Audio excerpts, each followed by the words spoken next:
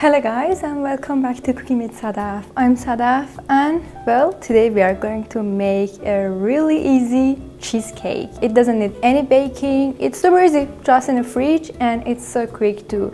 This is my favorite cheesecake recipe. I know a lot of people like baked cheesecake, but this is like super quick when you need cheesecake instantly, which is kind of always for. Well, let's start with things that need the most time to rest.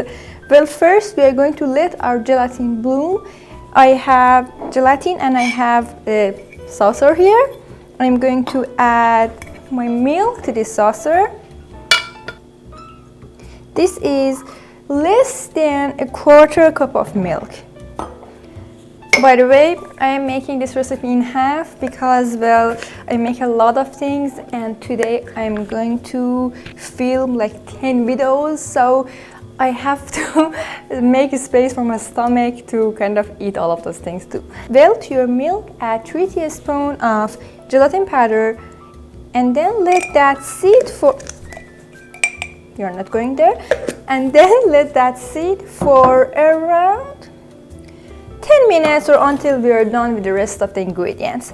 While that's blooming, we want to make our crust. I am using a mini blender here.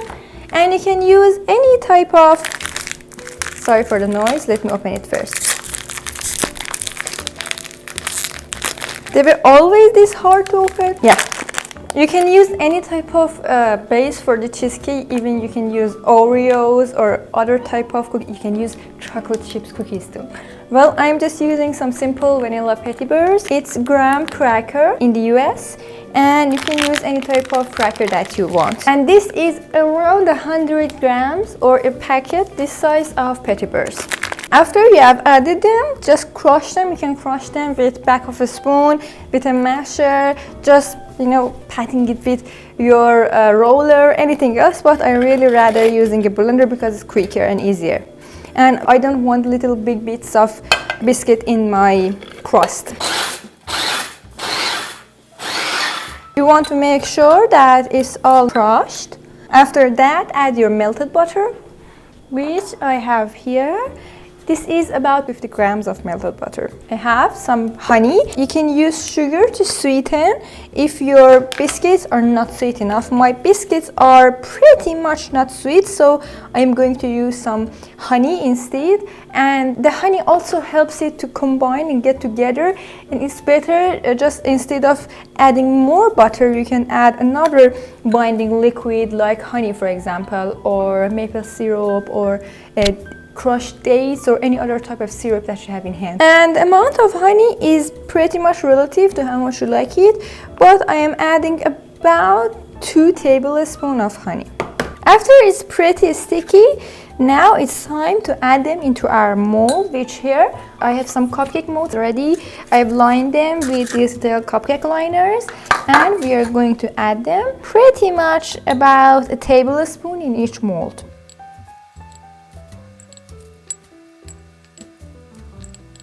After you have done adding them to a cupcake mold, use back of a glass. I am just using a little glass here to press it down very firmly so they are all nice bind and combined. You want the crust to be about a quarter or a fifth of the whole quantity of the mold. After you have done pressing the crust into your mold, put them in the freezer or fridge for about 15 to 30 minutes until they are firmed up. While our crust is firming up, we are going to melt down our gelatin over bain-marie, or you can just have it a little far away from the gas stove or from the heat so it's not going to burn. Now our gelatin is pretty much bloomed. It's like all bubbly and it has absorbed the milk pretty well. Now we want to melt it so that it's going like a thick milk. Alright, I've melted down my gelatin and it's now, the gelatin is pretty much dissolved. Let it cool down for a little bit because we don't want to curdle our cream cheese. And in a bowl, I'm going to add my cream cheese, which is around 100 grams. Again, if you want to make this recipe in full, you can use 200 grams of cream cheese, or you can use mascarpone. Just soften the cheese a little with a fork or with back of a spoon, or you can even use a whisk. Then add your cream, and I'm using half a cup of cream. After you have added your cream to your cheese, and they are better be all in the room temperature so that they can mix well. Just give them a quick mix. You can use a whisk at this stage. Then add your vanilla extract or any other type of flavoring that you like. I'm not using any salt here because the cream cheese is pretty much salty enough for our cheesecake. Just give it a quick whisk to loosen up and mix the cream cheese with cream pretty well. You don't need to whip it. But if you are using heavy whipping cream, which is liquid, make sure that at first you whip our cream until it reaches a stiff peak and then add it to your cream cheese. Add your sweetener of choice.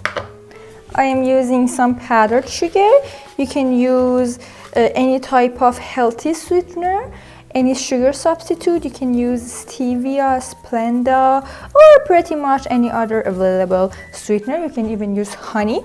But if you're adding more liquid to your cheesecake, make sure that you are also adding a little more gelatin, because otherwise your cheesecake batter will be too liquidy and it will not set like we want. Well, the amount of powdered sugar that you're adding is pretty relative to your taste. I just add about 2 tablespoons and sift it. Sifting is very important. Taste it, see how much you like it. Some people like it sweet, some people like me, they don't like sweet things.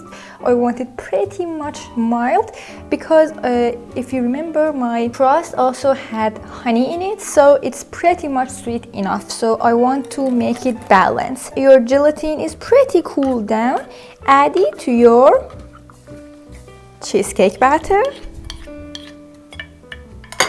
and just give it a quick whisk.